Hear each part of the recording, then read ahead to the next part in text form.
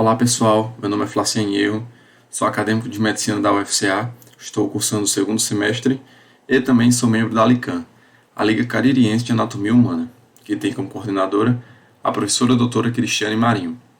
Hoje irei apresentar uma aula sobre coluna vertebral e ergonomia para os estudantes. Então, roda a vinheta.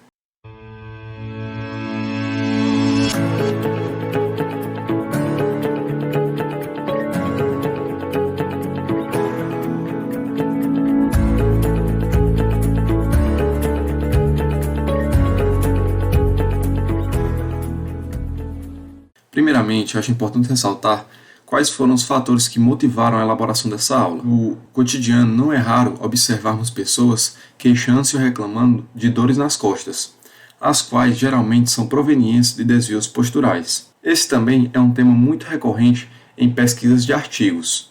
Dentre alguns artigos que encontrei, um primeiro artigo de 2012 relata uma amostra de 46 estudantes com sobrepeso, entre 9 a 18 anos, na qual 79% das meninas e 61% dos meninos apresentavam hiperlordose lombar.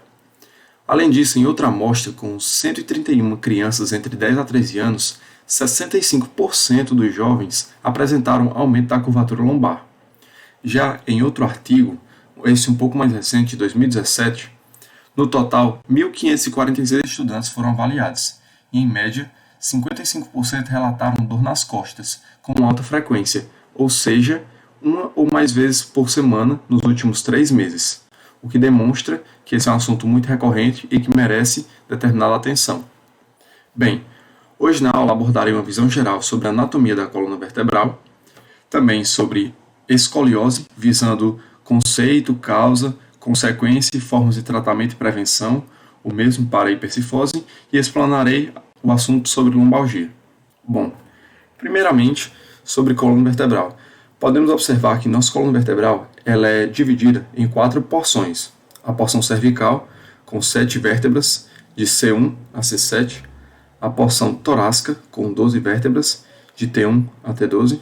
A porção lombar, com 5 vértebras, de L1 a L5. E por último, a região pélvica, que compreende os ossos do sacro e do cóccix. Bem, muitas pessoas pensam que, ao falarmos cifose ou lordose, esse nome, essa denominação já representa problemas, mas na verdade não. Cifose e lordose são termos fisiológicos para as curvaturas da nossa coluna vertebral. Por exemplo, aqui temos a lordose cervical, uma cifose torácica e uma lordose lombar. No entanto, o processo patológico denomina-se hipercifose ou hiperlordose, como abordarei.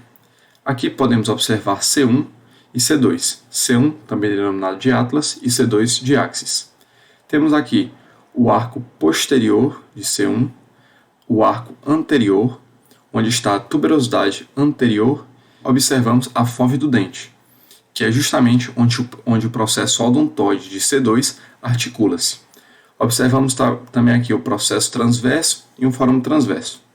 Em C2, vemos o corpo vertebral, um processo espinhoso bífido, o qual não está presente em C1. C1 não tem processo espinhoso. Observamos também aqui o corpo vertebral, as faces articulares superiores e, como já dito, o processo odontoide. Aqui em azul são as faces articulares superiores, faces articulares inferiores e aqui a região do processo odontoide que articula-se com a fálvea do dente em C1.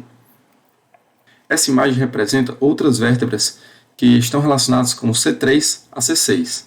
Como estruturas podemos observar o corpo vertebral, os processos transversos com seus respectivos forames transversos, faces articulares superiores, o forame vertebral, por onde passa a medula, e um processo espinhoso bífido.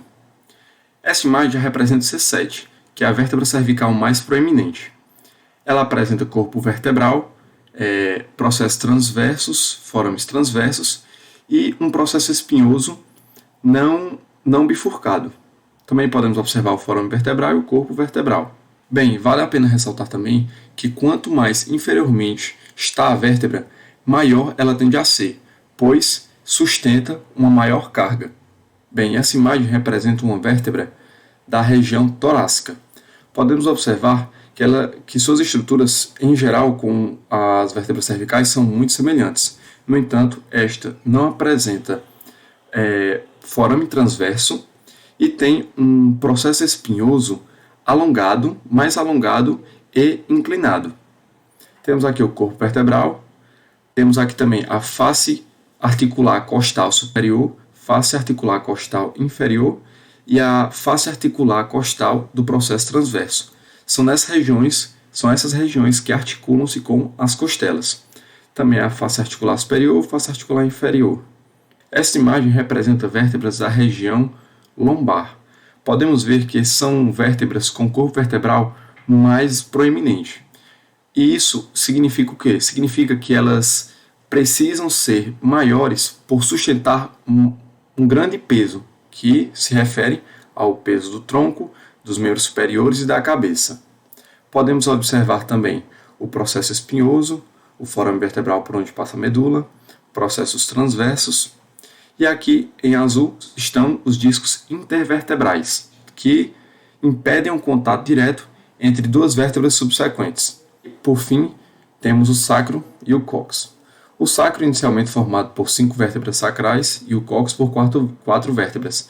No entanto, durante o processo de crescimento e desenvolvimento do indivíduo, ocorre fusão dessas vértebras, devido ao processo de calcificação das cartilagens, compondo um único osso. Então, temos aqui a região superior do sacro, que é denominada promontório. Temos aqui as linhas transversais, que representam justamente as cartilagens antes do processo de calcificação. Os forames sacrais. Aqui temos também o cóccix. Numa visão posterior, observamos o canal sacral, a crista sacral mediana, a crista sacral lateral e a crista sacral intermédia. Aqui, essa abertura representa o hiato sacral. E por fim, no cóccix, essas proeminências representam o processos transversos. Bem, continuando agora, irei abordar os assuntos referentes aos desvios posturais. No entanto, acho importante ressaltar, antes, qual é o conceito de ergonomia. Bem, a ergonomia ela foi definida como a maneira que os seres humanos trabalham. Ou seja, o estudo da ergonomia nos permite avaliar os efeitos do trabalho e do ambiente de trabalho sobre a biomecânica postural subjacente do indivíduo, nos permitindo avaliar quais condutas e hábitos promoverão o comprometimento da qualidade de vida do mesmo ao longo prazo. A escoliose ela é definida como uma curvatura lateral anormal da coluna vertebral, e ela pode ser subdividida em escoliose estrutural e funcional. A escoliose estrutural está relacionada aos problemas e anomalias congênitas.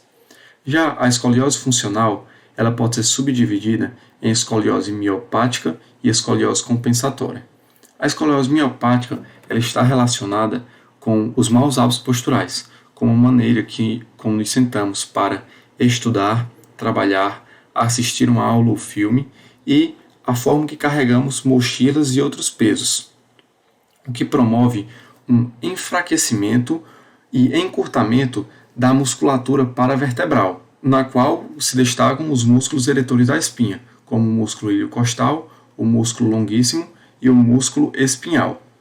Já na escoliose compensatória, esta é causada por uma diferença de 1 ou mais centímetros no comprimento das pernas, o que causa um desnivelamento da região pélvica e, consequentemente, essa curvatura lateral anormal da coluna. Bem, as pessoas que apresentam escoliose têm alguns sinais típicos da doença. Aqui podemos observar o desnivelamento da altura dos ombros, como também um desnivelamento da região dos quadris. E, em alguns casos, podemos também observar uma diferença de altura dos mamilos. E quais as consequências da escoliose? A escoliose pode causar dor, como também, principalmente em jovens, pode causar uma baixa autoestima, devido ao prejuízo estético relacionado à assimetria do tronco. E vale ressaltar que, caso esse problema não seja estabilizado e acompanhado por uma equipe multiprofissional, ele tende a se agravar com o tempo, gerando cada vez mais prejuízos. Bem, e quanto ao tratamento e prevenção, podemos nos ater à correção dos maus hábitos posturais, como, por exemplo, a maneira que sentamos para estudar, trabalhar, mexer no computador e a forma que carregamos pesos como mochilas.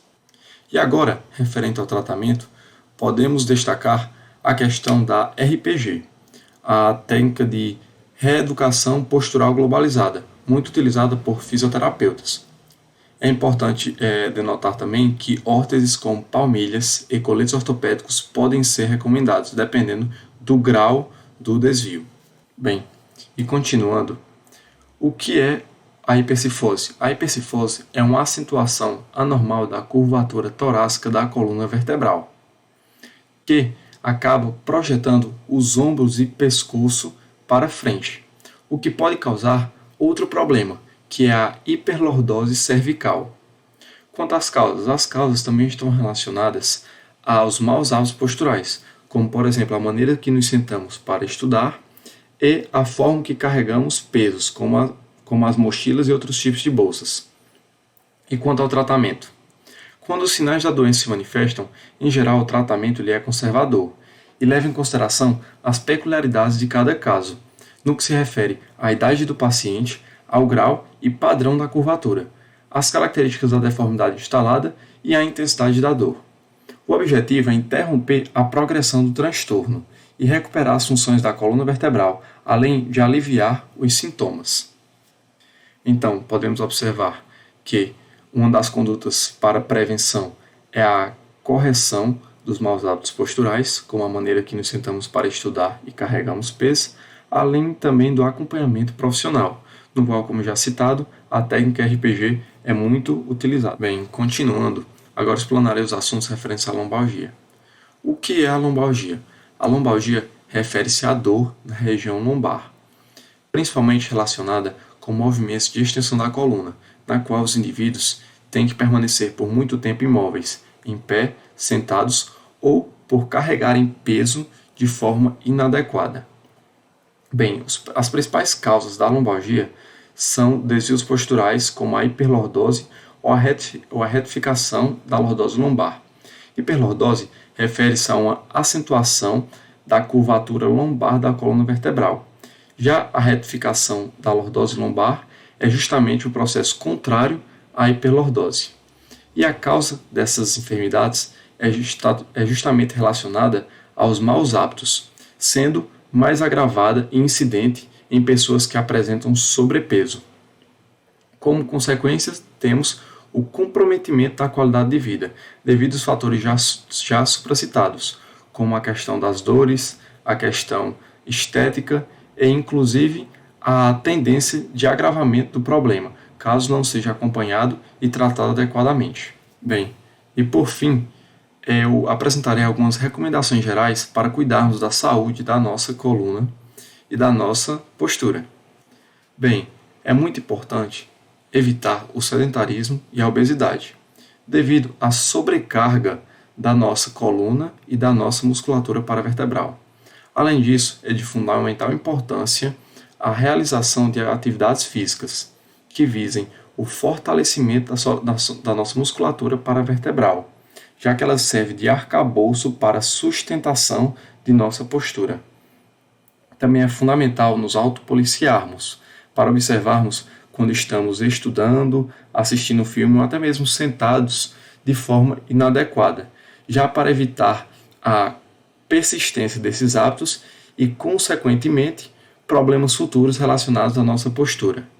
Bem, gostaria também de fazer um convite para que vocês se inscrevam no nosso canal do YouTube e acessem a nossa página no Instagram, onde o link haverá aí na descrição. Enfim, muito obrigado.